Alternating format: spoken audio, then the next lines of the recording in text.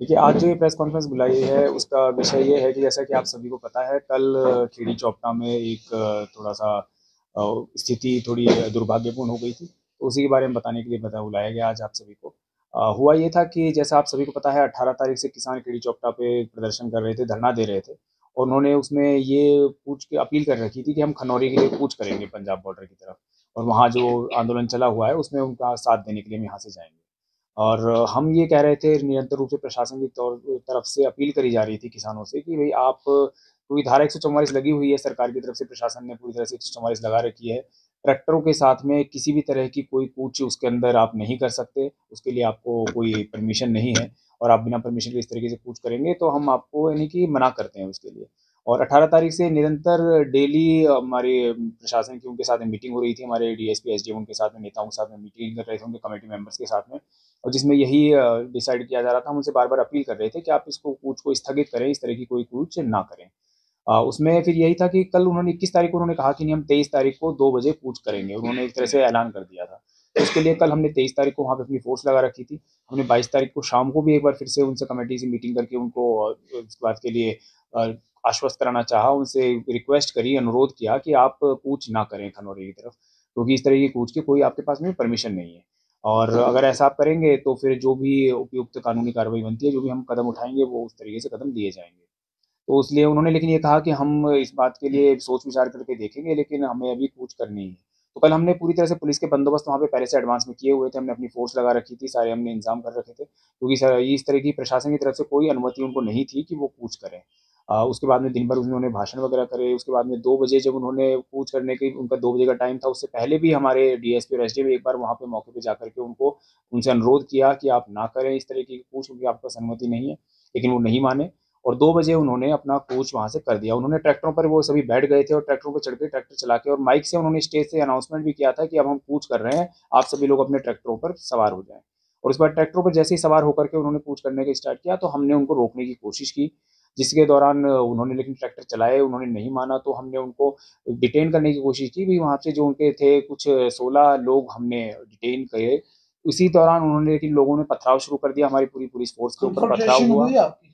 नहीं, कन्फ्रंटेशन ये है कि हमने उन लोगों को डिटेन करने की कोशिश की, जो कि लीडर्स जो थे, जो आगे से चल रहे थे, उनको डिटेन करने की कोशिश कर रहे थे। उसी दौरान पथराव शुरू हो गया और हमारी फ़ोर्स के ऊपर बहुत ज़्यादा पथराव हुआ, ईंट-पत्थर चारों तरफ से बरसने लग गए और उसके बाद में फिर हमें मौके पे उसको स्थिति को कंट्रोल करने के लिए हमने वहाँ पर थोड़ा-सा जो है अश्रु गैस का और वाटर कैनन का प्रयोग किया। और उसके अलावा कोई किसी तरह की कोई फ़ोर्स यूज़ नहीं करी गई, जैसा कि मीडिया में ये बात चल रही है कल से, इसलिए हम इस बात को यहाँ पे बताना चाह रहे हैं कि कोई किसी तरह का कोई लाठीचार्ज नहीं हुआ, भीड़ को तितर-बितर करने के लिए। उसके बाद में फिर मैं भी मौके पर पहुँचा था और इसी दौरान जो ये सारी कार्रवाई हो रही थी, जो हमारे ऊपर पथराव हुआ, हमारे 34 पुलिसकर्मियों को इसमें चोट लगी है, जिसमें कि मुझे खुद को चोट लगी है, 2 हमारे डीएसपी साहब हैं और उसके अलावा इंस्पेक्टर्स हैं, हमारे टोटल 34 पुलिस मुलाज़िमों को चोट इसमें लगी है।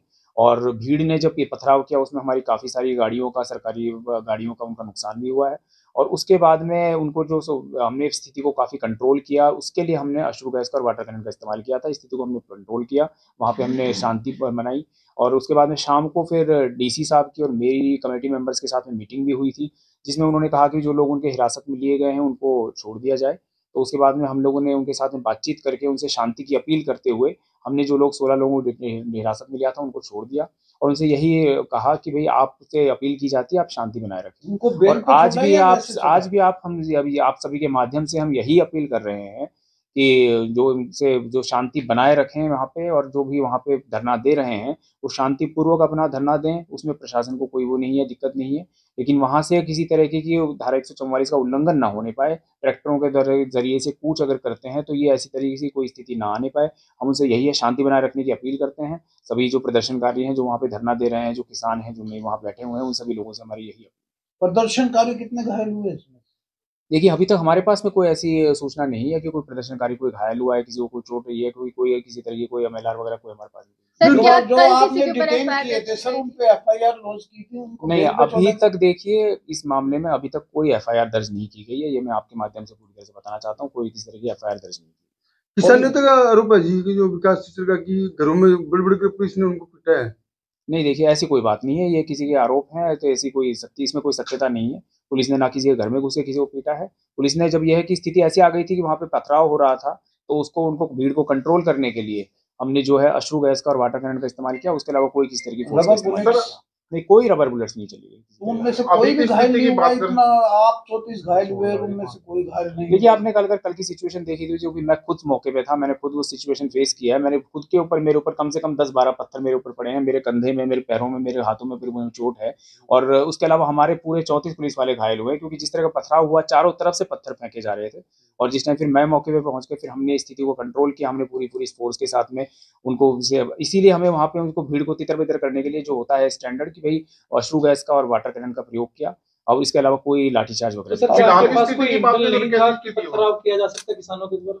देखिए, पहले हमारी उनसे लगातार बात चल रही थी 4-5 दिन से, और उसमें बातचीत में यही बात आ रही थी कि भाई वो ये कह रहे थे कि भाई हमें बस चलना है, कोई किसी तरह की पथराव की बात नहीं थी कि कोई ऐसा पथराव हो सकता है, ऐसी कोई स्थिति की आ सकती है, क्योंकि वो शांतिपूर्वक प्रदर्शन कर रहे थे और उनका यही कहना था बस हमें कूच करना है। और हमने उनको निरंतर ये बताया था कि भाई कूच करने की आपको अनुमति नहीं है, आपको परमिशन नहीं है, आपको कूच नहीं करने दिया जाएगा। कांग्रेगेशन है वहाँ अभी भी? जी, अभी भी आज वहाँ पे धरना चल रहा है, अभी भी कंटिन्यूअस वहाँ पे बैठे हुए हैं वो लोग, और हमारी उनसे यही अपील है कि आप शांति बनाए रखें, और जो धारा 144 लगी हुई है, किसी तरह के कूच ना करें, कोई ऐसी कोई स्थिति ना आने दें, और शांति बनाए रखें। शांति में पुलिस प्रशासन का पूरी तरह से सहयोग। धारा 144 के बाद सर धारा 144 के बाद वहाँ इतनी बड़ी भीड़ इतनी इकट्ठी भीड़ कैसे होगी, हो सकती क्या ये पुलिस का फेलियर नहीं है सर? नहीं, देखिए, अगर वो शांतिपूर्वक रूप से प्रदर्शन वहाँ पे कर रहे हैं, भाई प्रदर्शन ये वहाँ पे शांतिपूर्वक रूप से बैठे हुए हैं, तो ये है कि धारा 144 का ये है उल्लंघन है, लेकिन हम उनको इस चीज़ के लिए कह रहे हैं कि भाई आप ठीक है शांतिपूर्वक प्रदर्शन करें, कि जो इस तरीके से अभी स्थिति चल रही है उसमें अगर वो करना चाहते हैं तो शांतिपूर्वक करें, इसमें कोई दिक्कत नहीं। धारा 144 में आपने रिलैक्सेशन दे दी है, क्योंकि वो तो कांग्रेगेशन में बैठे हैं, प्रदर्शन पे बैठे हैं, धरने पे बैठे हैं, इकट्ठ होके बैठे हैं, वो कभी भी फिर मॉब है, मॉब तो कभी भी वायलेंट हो जाएगा।